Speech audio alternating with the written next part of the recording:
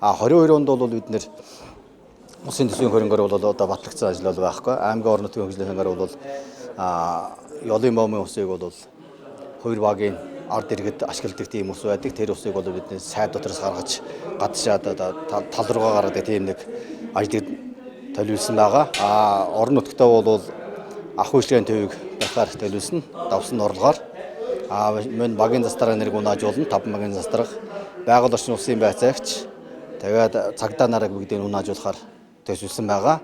Орон нутгийн хөгжлийн сангийн хөрөнгөөр бол эмнэлэгт гүйхтийн монитор гэдэг аппарат, шинжилгээний аппарат 20 хэдэн сая төгрөгөөр мөн махур гэдэг одоо нэг юуны одоо тэр хавдар төвчнийг шинжилдэг тийм нэг шинжилгээний юу гэдэг юм. Тэрийг бол бид нэр макр гэлөө тийм юуг бол нийлүүлэхээр болсон байгаа.